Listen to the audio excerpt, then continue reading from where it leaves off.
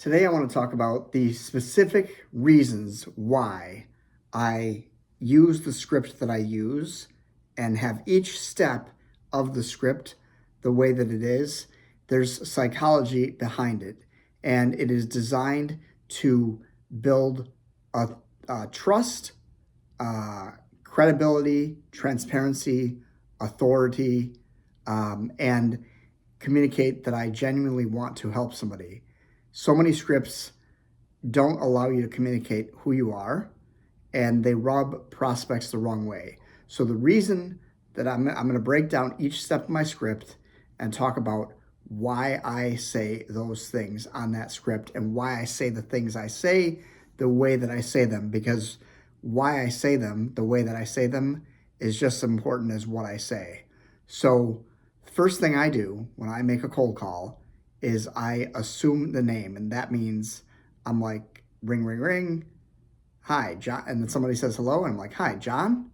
And I'm assuming the name because I want the prospect to not know if they know me or not. Because if they already know that they don't know me, then they're not going to necessarily listen to me right away because they think I'm some scam artist or whatever. And I don't want them to know that yet. And it's not, there's nothing manipulative there. It's just I'm not lying and saying I know them when I don't. I'm just saying, hi, John. And then they're like, yeah, this is John. Hey, John, this is Alex Jones at real estate agent from XYZ company. How are you? So number one, if you notice in that specific intro, that's a cold call intro, cold call opener. And the reason I do it that way is number one, I'm saying my first and last name, the type of professional I am, real estate agent, and the company that I'm affiliated with, and then I say, how are you? And I do that because number one, I want to establish transparency by giving a first and last name, type of professional, and like they already know why I'm calling before I even say anything else. And they also know who I am. They know my first and last name.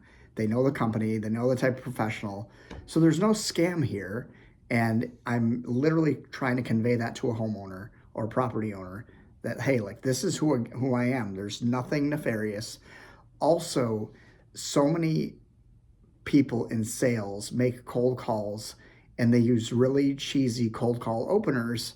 And to me, that sounds very like, yeah, sure, it's gimmicky and it's fun and there's a little bit of a pattern interrupt, sure. And so that is going to work on some people. But I talk to so many people. I'm not going to say, hey, do you have 28 seconds? Because I want them to take me seriously. If I just say something, some gimmick, well, then they're going to treat me as a gimmick. And I don't want to be treated as a gimmick. I want to be treated as a person. So I'm going to treat them as a person. And the fact of the matter is at the end of it, I say, how are you? Because that's how I talk to people in my personal life.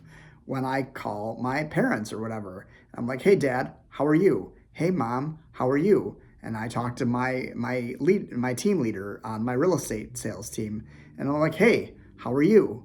Like, there's that's just what we say to people. Do we really care how they feel, how they're doing? I mean, I don't want to say no, we kind of do, but the fact of the matter is that's a normal pleasantry, and I want this to be a normal conversation. So that's the psychology of assuming the name to not make sure they don't know whether or not they know me until I tell them who I am. And hey, John, this is Alex Smith, real estate agent from XYZ company. How are you? And John's like, I'm good. How are you? I'm good. Thank you for asking. And then the next thing I do on the call, and this is also to show respect, that I'm respecting the property owner's time, the homeowner's time that I just called, because we're going to talk about real estate, but I want them to know that I respect their time. So once I establish who I am and I do my assuming the name and establish who I am and introduce myself and ask how they're doing, and they answer, and they're like, okay, I'm good. How are you? And I'm like, okay, gotcha. John, am I catching you at an okay time for just a minute or two? And that's not really a permission-based opener. Some people call it that, I guess. I guess you could call it that. I just call it, I'm securing their permission to basically pitch them. I'm not saying, like, I'm just, am I catching you at an okay time for literally just a minute or two? I'm asking if it's an okay time, number one, and that allows them to, they can say, no, it's not a good time, and we can explore other options. And, but this shows that I respect their time, and I'm letting them know that it's just a minute or two. Number one, they'll appreciate the fact that I'm respecting their time because most salespeople just jump right into their pitch. Number two, if they, they'll say, okay, well, this person's not super desperate. And a lot of times they'll say, well, yeah. And I also say for just a minute or two, letting them know the conversation's going to be brief. I'm not here to talk their ear off all day long, like I sometimes do on these videos with you guys. And then they're like, yeah, I got a minute. Or if they have a minute, I'm like, okay, go ahead. And sometimes they'll say, no, I don't have a minute, but what's this regarding? Then I go ahead and pitch. Or they'll say, hey, no, I don't have time. And I'm like, okay, no problem. What would be a better time for me to connect with you for literally just a minute or two? And I ask the same polite question again. And I'm asking again, I emphasize for literally just a minute or two. I'm reminding them that it's only going to be a minute or two. And they'll usually say things like, well, after 5 p.m., but can you tell me what this is regarding? Or if they just say, you know what, I don't have time or I'm not interested, at that point, they weren't going to be interested anyway, and they just let me know that, fine, no problem, okay. But usually they'll say, okay, but can you just tell me what this is regarding? And once they say, can you tell me what it's regarding, I just go ahead and pitch. The reason I do that is if I just tell them, oh, it's regarding real estate or it's regarding your home, number one, if I say it's regarding your home, they're going to think I'm trying to buy it.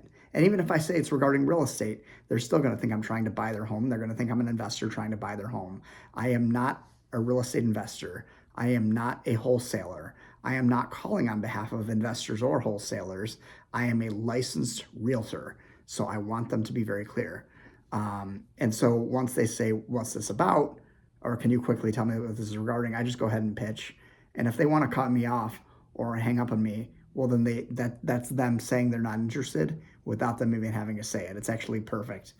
And so this is all this is to communicate that I'm not a scam. This is to communicate that I'm a professional.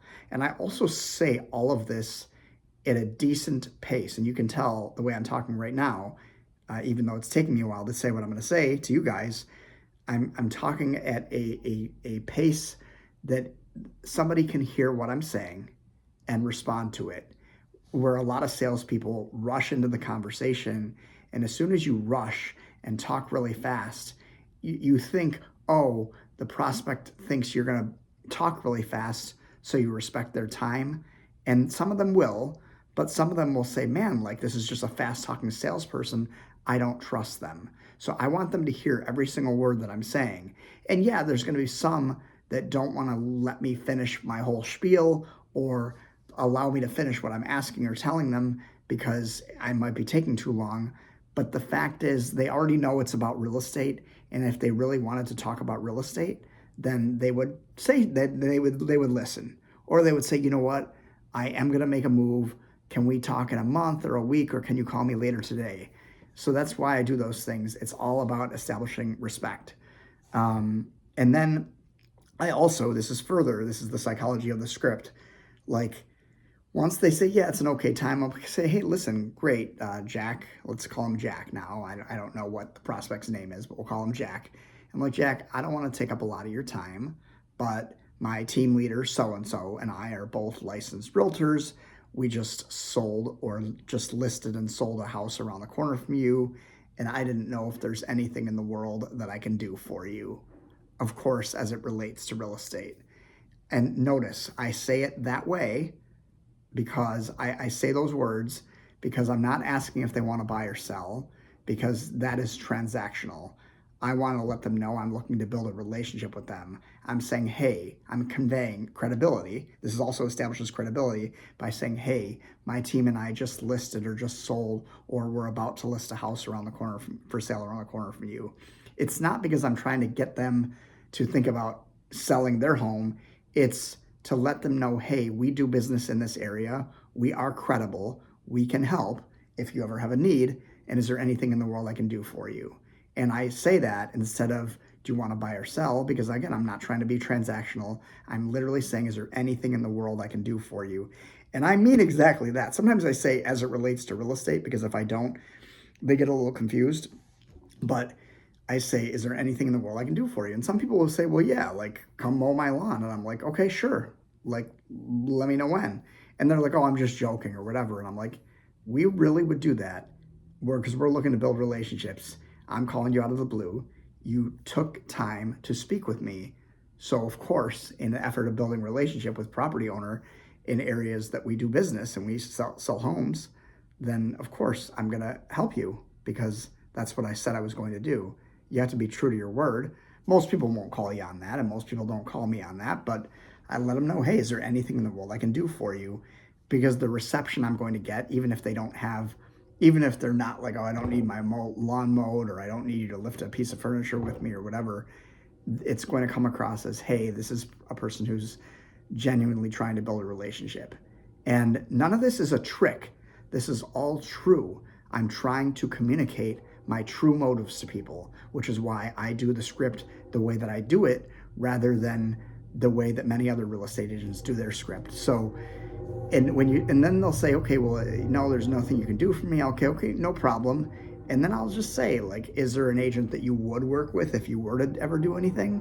And again, I try not to use buy or sell. I just say, is there an agent you would work with if you were to ever do anything real estate related? I didn't say buy or sell, but I just don't want to use those words because those are triggering words for a lot of prospects.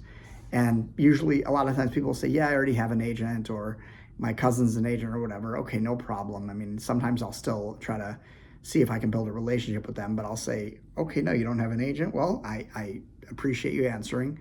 The reason I'm asking that question is in the event that you did ever have a real estate need, I'm sure you won't, but if you do 5, 10, or even 15 years down the road, I would certainly love to be a resource for you along with my team leader. Is it okay to stay in touch? And this is also the psychology of building the relationship. I ask if it's okay to stay in touch. And only then do I ask for their email address. If they say no, it's not okay to stay in touch, or yeah, you can if you want, fine. I'll call them if I can't get their email, but I'll say, okay, no problem. Perfect. I can stay in touch. Will do. What is the best email address for you?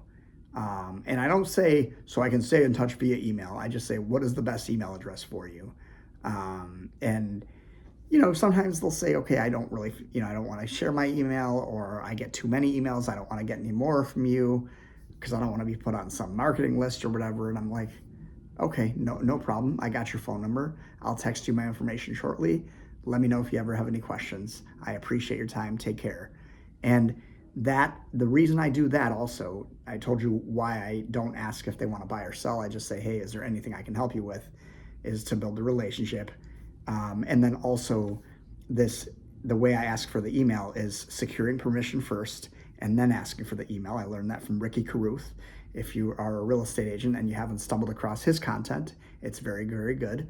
And so it's literally just, I'm asking permission to stay in touch and then getting the email. There's psychology involved in it. If you just ask for the email without getting permission to stay in touch, you're less likely to get that email.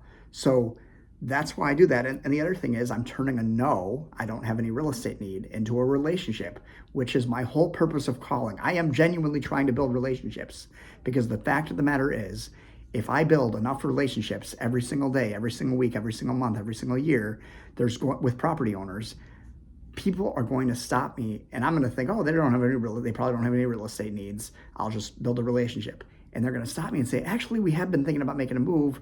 And then they start telling me about it.